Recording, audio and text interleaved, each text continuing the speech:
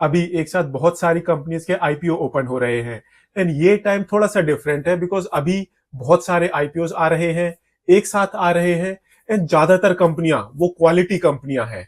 I mean उन companies का business model काफी अच्छा है, उनके प्रोडक्ट्स काफी अच्छे हैं एंड फाइनेंशियल पोजीशन भी उन कंपनीज की काफी अच्छी है। फिर चाहे वो मेन बोर्ड आईपीओ हो या फिर एसएमई आईपीओ हो। यस, हाई वोल्टेज लिमिटेड ऐसी ही एक कंपनी है। ये कंपनी अपना आईपीओ लेकर आ रही है, एसएमई कैटेगरी में अपना आईपीओ लेकर आ रही है। आई मीन ये एक और ऐसी कंपनी है जिस कंपनी का आईपीओ साइज ये मोर देन 100 करोड़ रुपीस का है, स्टिल ये कंपनी अपना आईपीओ एसएमई कैटेगरी में लेकर आ रही है। जानते हैं इस कंपनी के बारे में एंड इसके आने वाले आईपीओ के बारे में। कहीं मत जाइए, चैनल को सब्सक्राइब कर लीजिए। सबसे पहले जानते हैं इस कंपनी के बारे में। यस, हाई वोल्टेज लिमिटेड ये कंपनी एक गुजरात बेस्ड कंपनी है। 2002 से इस बिजनेस में है एंड ये कंपनी डिफरेंट वेराइटीज के बुशिंग्स की मैन्युफैक्चरिंग करती है। एंड जो ये बुशिंग्स होते हैं ये ट्रांसफॉर्मर्स में यूज होते हैं, इलेक्ट्रिसिटी ट्रांसमिशन में यूज होते हैं, इलेक्ट्रिसिटी डिस्ट्रीब्यूशन में यूज होते हैं, जो पावर ग्रिड्स होती हैं वहां पर यूज होते हैं। एंड अगर आपको नहीं पता दैट बुशिंग्स क्या होते हैं तो बुशिंग्स ये देखने में कुछ इस तरह से दिखते हैं। तो आई एम प्रीटी श्योर जैसे ही आपने इस पिक्चर को देखा होगा तब आपको समझ में आ गया होगा दैट ये कंपनी क्या बिजनेस करती है। अब सी, जो ये कंपनी है ये कंपनी डिफरेंट वेराइटीज के बुशिंग्स बनाती है। अब सी, कंपनी की प्रोडक्ट कैटेगरी एक हो गई। इस प्रोडक्ट कैटेगरी को इस कंपनी ने 3 सब कैटेगरीज में डिवाइड करा हुआ है। High current bushing, OIP bushings and RIP bushings. And अगर हम इस कंपनी के पूरे बिजनेस को इस कंपनी के प्रोडक्ट की सेगमेंट वाइज डिवाइड करें तो इस कंपनी की टोटल रेवेन्यू में से अप्रोक्सीमेटली 3.4% रेवेन्यू वो इस कंपनी की हाई करंट बुशिंग से आती है। 13.08% रेवेन्यू वो इस कंपनी की ओआईपी कंडेंसर बुशिंग से आती है। ऐसे ही अप्रोक्सीमेटली 82% रेवेन्यू इस कंपनी की वो आरआईपी कंडेंसर बुशिंग से आती है एंड अप्रोक्सीमेटली 2% रेवेन्यू इस कंपनी की वो अदर सेगमेंट से आती है। अब सी, जो ये कंपनी है इस तरह के प्रोडक्ट्स बनाने वाली बहुत ही कम कंपनियां मार्केट में अवेलेबल हैं एंड यही रीजन है दैट अगर हम इस कंपनी के कॉम्पिटिटर्स को देखें तो वो आज की डेट में काफी प्रीमियम वैल्यूएशन पर मार्केट में ट्रेड करते हैं। ऐसे ही जो ये कंपनी है इस कंपनी के प्रोडक्ट्स इंडिया के अलावा 16 डिफरेंट कंट्रीज में बेचे जाते हैं एंड आज की डेट में ये कंपनी मोर देन 1000 क्लाइंट्स को सर्विस कर चुकी है। आई मीन ये कंपनी मोर देन 1000 क्लाइंट्स को अपने प्रोडक्ट्स बेच चुकी है। एंड सी, अगर आपके प्रोडक्ट्स में क्वालिटी होती है तो जो आपके कस्टमर्स होते हैं वो आपसे काफी लंबे टाइम तक एसोसिएटेड रहते हैं या फिर वो आपके पास बार बार आते रहते हैं। एंड यही रीजन है दैट जो इस कंपनी की टोटल रेवेन्यू है अप्रोक्सीमेटली 96% रेवेन्यू वो रिपीटेड कस्टमर से आती है। ये किसी भी कंपनी के लिए, किसी भी बिजनेस के लिए काफी अच्छा माना जाता है। अब सी, ये एक एसएमई कंपनी है एंड एसएमई कंपनीज का एक फीचर होता है दैट उनके नंबर ऑफ क्लाइंट्स ज्यादा नहीं होते। तो अगर हम इस कंपनी की रेवेन्यू को क्लाइंट कंसंट्रेशन वाइज देखें तो जो इस कंपनी का सबसे बड़ा कस्टमर है वहां से इस कंपनी की टोटल रेवेन्यू का अप्रोक्सीमेटली 12.65% आता है एंड अप्रोक्सीमेटली 80% रेवेन्यू आती है इस कंपनी की टॉप 10 कस्टमर से। एंड मार्केट में ये कंपनी compete करती है companies like Crompton Greaves and Hitachi जैसी कंपनीज के साथ। ये वो ब्रांड्स हैं जो कि वर्ल्ड फेमस हैं एंड अगर आप इन कंपनीज के मार्केट में शेयर्स देखोगे तो वो आज की डेट में एक प्रीमियम वैल्यूएशन कमांड करते हैं। सो ये इस कंपनी का एक ओवरऑल बिजनेस प्रोफाइल था। अब सी, जो कंपनी का ब्रांड नेम है काफी अच्छा है, बहुत सारी कंट्रीज में इस कंपनी के प्रोडक्ट्स बेचे जाते हैं।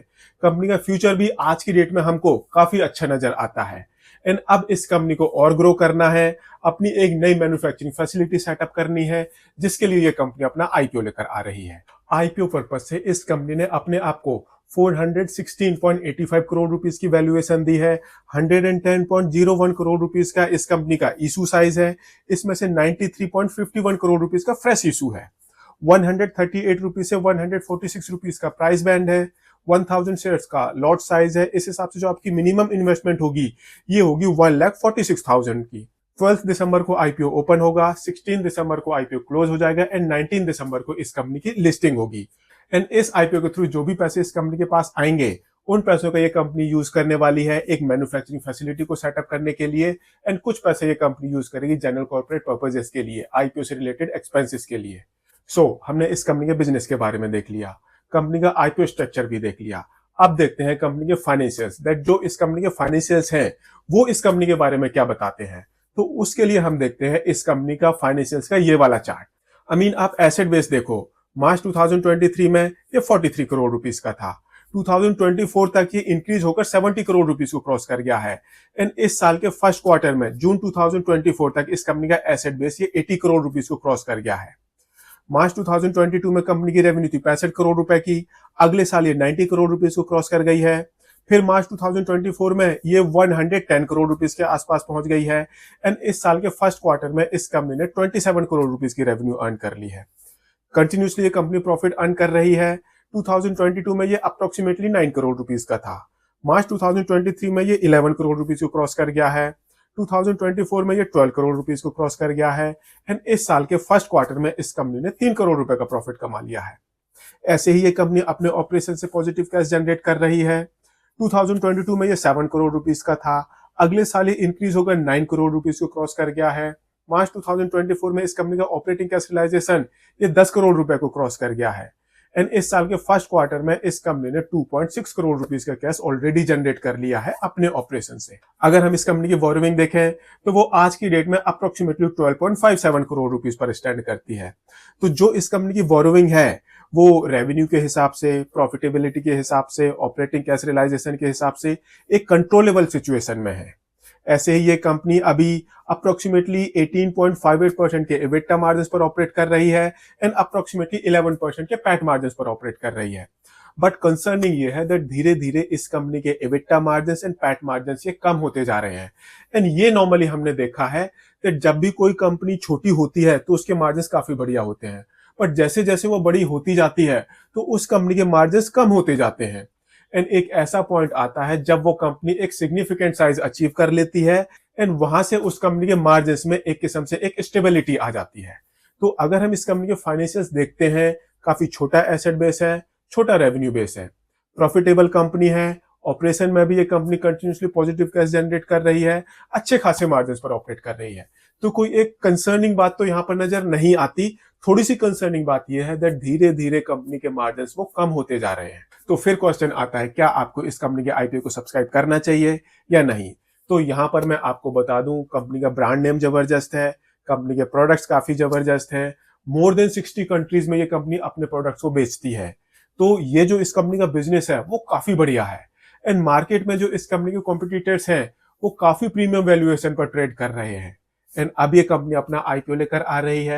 आई एम प्रीटी श्योर इस कंपनी के आईपीओ को अच्छा सब्सक्रिप्शन मिलेगा, हो सकता है बम्पर लिस्टिंग हो, बट एसएमई कंपनी है तो उसके बाद ये कंपनी किस तरह से परफॉर्म करेगी वो हमें देखने लायक होगा। मैं इस कंपनी के आईपीओ को सब्सक्राइब नहीं करने वाला।